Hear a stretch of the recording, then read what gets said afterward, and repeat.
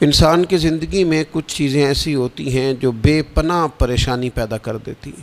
کچھ انسان کی سوچیں ایسی ہوتی ہیں جو اسے توڑ کے رکھ دیتی ہیں۔ ان میں سے جو سب سے بڑی چیز ہے، جو بڑی ہی انسان کو پریشانی میں مبتلا کر دیتی ہے، اس کے لیے زندگی کے شب و روز کو گزارنا انتہائی مشکل کر دیتی ہے، وہ چیز ہے اللہ تعالیٰ کی رضا پر راضی نہ رہنا۔ انسان جب زندگی اس طرح کی بنا لیتا ہے کہ کیوں نہیں ہوا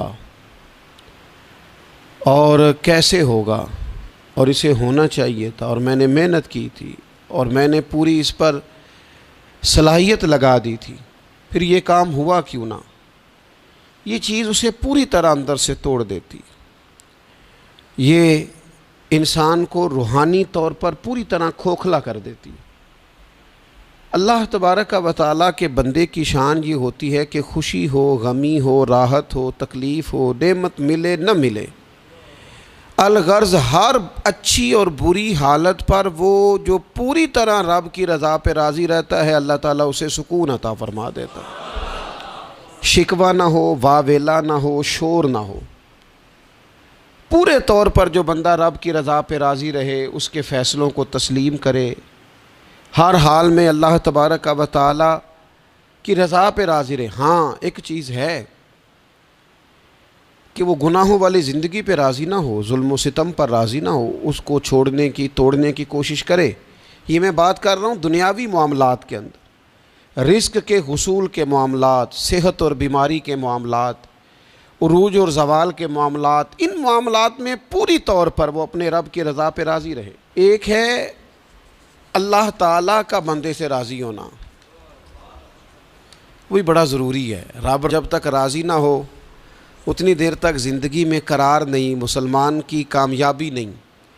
ایک ہے اللہ تعالیٰ کا راضی ہونا، وہ بھی بڑا ضروری ہے، اور ایک ہے بندے کا راضی ہونا، وہ بھی بڑا ہی ضروری ہے۔ ہماری زندگی کو کھا گئی یہ چیز کہ میں غریب ہوں تو امیر کیوں نہیں ہوں، میں بیمار ہوں تو تندرست کیوں نہیں ہوں، میری شہرت کم ہے تو زیادہ کیوں نہیں ہے، اس کاش کو، کیوں کو۔ حضرت عبداللہ ابن مسعود رضی اللہ تعالیٰ عنہ فرمایا کرتے تھے، میری زبان پہ انگارہ آ جائے اور جل جائے، وہ اس سے بہتر ہے کہ میں یہ کہوں کہ یہ کام ایسے کیوں ہوا ہے یا ایسے کیوں نہیں ہوا۔ میرے رب نے جو کیا ہے، جس وقت کیا ہے، جس کرم سے کیا ہے، اس نے بہتر ہی کیا ہے۔ اللہ تعالیٰ کی رضا پہ راضی رہنا، اس کے فیصلوں کو تسلیم کرنا، مقام تسلیم و رضا پہ رہنا۔ قرآن مجید میں نا اہل ایمان کی جو علامت بیان کی ہے، اور جگہ جگہ صحابہ کرام علیہم رضوان کے لیے جو لفظ آیا ہے وہ بڑا قابل غور ہے۔ وہ لفظ یہ ہے کہ رضی اللہ عنہم ورضوا عنہ، فرمایا وہ لوگ ہیں کہ اللہ ان سے راضی ہے اور وہ اللہ سے راضی ہیں، وہ بھی اپنے رب سے بڑے راضی ہیں۔ مقام تسلیم و رضا ہے، رضی اللہ عنہم ورضوا عنہ، اللہ ان سے راضی ہے اور وہ، یہ سورۃ المائدہ ہے۔ تو رب کیا فرماتا ہے؟ ذالک الفوز العظیم، یہ بہت بڑی کامیابی ہے کہ بندہ اللہ سے راضی ہو اور اللہ اپنے بندے سے راضی ہو، تو ذالک الفوز العظیم، یہ بڑی کامیابی، یہ زندگی میں روحانی طور پر مضبوط ہونے والا کام ہے۔ ہمارے ہاں لوگوں نے نا صوفیاء کی، اللہ والوں کی، پیروں فقیروں کی یہ ڈیوٹی سمجھی ہوئی ہے کہ جو بندہ بھی جائے گا نا، جی میرا کاروبار نہیں چلتا، تو ایسا تعویذ دیں گے کہ او ہو لہراں بہراں ہو جان گیاں، خیر ہو جائے گی، اسی وقت گلے میں رکھیں گے اور ٹپ ٹپ پیسے گرنے شروع ہو جائیں گے۔ لوگ سمجھتے ہیں یہ ڈیوٹی ہے اللہ والوں کی، حالانکہ یہ کام بھی اللہ والے کریں گے، دعا کریں گے، لیکن رب کے بندے کی اصل ڈیوٹی تو یہ ہے کہ وہ بندے کو رب کی رضا پر جینے کا طریقہ بتائے۔ وہ اسے کہے کہ وصل اچھا ہے نہ فراق اچھا ہے، یار جس حال میں رکھے وہی حال اچھا ہے، یار جس حال میں رکھے وہی حال اچھا ہے۔ مارو مارو مینو مار مکاؤ، میں کوئی عذر نہ پیش لے آواں، تو جے سونا ہی میرے دکھ وچ راضی، جے سونا ہی میرے دکھ وچ راضی، تو پھر سکھ نو چلے ڈاواں۔ اپنی زندگی مقام تسلیم و رضا والی، اس کے فیصلوں پر راضی رہنے والی، نبی اکرم صلی اللہ تعالیٰ علیہ وآلہ وسلم نے ایک جماعت سے پوچھا، فرمایا کون ہو بھائی تم لوگ؟ عرض کی یا رسول اللہ مومن ہے۔ حضور علیہ الصلوۃ والسلام نے فرمایا تمہارے ایمان کی علامت کیا ہے؟ پھر غور کریں، حضور علیہ الصلوۃ والسلام نے فرمایا تم کون ہو، تم لوگ کیا ہو، اپنا عقیدہ واضح کرو۔ عرض کی یا رسول اللہ صلی اللہ تعالی علیہ وسلم ہم مومن ہیں۔ فرمایا تمہارے ایمان کی علامت کیا ہے؟ انہوں نے عرض کی یا رسول اللہ رب نعمت دے تو شکر کرتے ہیں، آزمائش ڈالے تو صبر کرتے ہیں، اللہ کے فیصلوں پہ راضی رہتے ہیں۔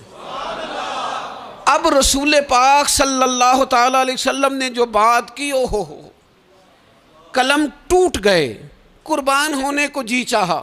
محبوب فرمانے لگے تم لوگ کیا ہو؟ یا رسول اللہ مومن ہے۔ تمہارے ایمان کی علامت کیا ہے؟ حضور علامت یہ ہے کہ رب کی رضا پر راضی رہتے ہیں، مصیبت ڈالے تو صبر کرتے ہیں، اگر کبھی مشقت آ جائے تو صبر کرتے ہیں، اگر وہ نعمت دے تو شکر کرتے ہیں، گویا ہر حال میں رب کی رضا پہ راضی ہیں۔ اب محبوب کریم نے کیا فرمایا؟ حضور فرمانے لگے اللہ کی قسم تم مومن ہو۔ یہی تو علامت ہے مومن کی، اللہ کی قسم تم مومن ہو، تم صحیح معنوں میں مومن ہو۔ اللہ کی رضا پر راضی نہ رہنا اور ساری زندگی واویلا کرنا، فلاں چیز کیوں نہیں ملی، فلاں چیز کیوں نہیں ملی، یہ کیوں نہیں ہوا، وہ کیسے نہیں ہوا، یہ ایسے کیوں نہیں ہوا۔ وصل اچھا ہے نہ فراق اچھا ہے، محبوب جس حال میں رکھے وہی حال اچھا ہے۔ اپنے آپ کو اللہ تبارک و تعالیٰ کی رضا میں ڈھالنے کی کوشش کریں، اپنی طبیعت کو مائل کریں، اور اگر یہ نصیب ہو جائے اللہ کی رضا پہ راضی رہنا، تو یہ صرف اللہ کی رضا پہ راضی رہنا نصیب نہیں ہوگا، سکون بھی نصیب ہوگا، سجدوں کی لذت بھی نصیب ہوگی، قرآن پاک کی محبت بھی نصیب ہوگی، محبوب پاک سید عالم صلی اللہ تعالیٰ علیہ وآلہ وسلم کے دین پر عمل کرنے کا جذبہ بھی بیدار ہوگا۔ آپ یقین کریں زندگی خوشی خوشی گزر جائے گی، کوئی لمحہ تکلیف نہیں دے گا، کوئی بندہ تکلیف نہیں دے گا، کوئی آزمائش پریشان نہیں کرے گی، آنے والا کوئی دکھ بھی دکھ نہیں رہے گا۔ اگر رب کی حضرت عبداللہ ابن عباس رضی اللہ تعالیٰ عنہ ارشاد فرمایا کرتے تھے قیامت کے دن سب سے پہلے ان لوگوں کو جنت میں داخل کیا جائے گا جو ہر حال میں اللہ کی رضا پہ راضی رہتے تھے۔ سب سے پہلے ان لوگوں کو جنت میں بھیجا جائے گا، کیوں کہ راضی ہیں رب کی رضا پہ۔ اس نے جہاں رکھا ہے، جس حال میں رکھا ہے، اس نے کرم سے ہی رکھا ہے، اس نے فضل سے رکھا ہے، تو رب کی رضا پہ راضی رہیں، اس کے فیصلوں پہ راضی رہیں۔ وہ جس حال میں رکھے، جس مقام پہ رکھے اور جس معیار میں رکھے۔ یہ دیکھیے یہ آیت کریمہ ہے قرآن مجید کی، سورہ بقرہ کی آیت نمبر 216 ہے۔ یہ نا بہت بڑا فلسفہ ہے رب کی رضا پہ راضی رہنے کا۔ یہ آیت کریمہ میں سمجھتا ہوں اگر کسی بندے کو پوری طرح یہ سمجھ آ جائے نا تو پھر عقیدہ توحید بھی پکا ہو جائے گا، اس کا نظریہ اپنے رب کی رضا پہ مستحکم ہو جائے گا۔ اللہ تعالیٰ نے کیا ارشاد فرمایا، ذرا انداز دیکھیے رب کریم کا اپنے بندوں پر کرم کرنے کا اور سمجھانے کا۔ فرمایا کتبہ علیکم القتال وہو کرہ لکم، تم پر نہ جہاد فرض کیا گیا ہے اگرچہ وہ تمہیں ناگواری ہو، چاہے تمہیں اچھا نہ لگے۔ کتبہ علیکم القتال وہو کرہ لکم، فرمایا تم پر جہاد ضروری قرار دیا گیا ہے، لڑنا اللہ کی راہ میں تم پر ضروری ہے، فرض ہے، اگرچہ وہ تمہیں ناگوار ہو۔ اور پھر آگے پتہ کیا فرمایا، حد کر دی۔ بڑی بڑی دنیا میں لوگ معرفت ڈھونڈ کے لائیں گے پر دم توڑ جائے گی۔ کیا سمجھایا ہے اور کیا معرفت دی ہے اپنے بندے کو۔ اللہ کریم نے ارشاد فرمایا وَعَسَىٰ أَن تَكْرَهُوا شَيْئًا، فرمایا قریب ہے کہ کوئی بات تمہیں بری لگے، وَهُوَ خَيْرٌ لَكُمْ، اور وہی تمہارے لیے بہتر ہو۔ تمہیں ناگوار گزر رہی ہے اور وہ تمہارے لیے بہتر ہو۔ اور فرمایا وَعَسَىٰ أَن تُحِبُّوا شَيْئًا وَهُوَ شَرٌّ لَكُمْ، اور قریب ہے کہ کوئی بات تمہیں بڑی پسند آئے اور تمہارے حق میں بری ہو۔ تو جئیں کیسے، گزارا کیسے کریں؟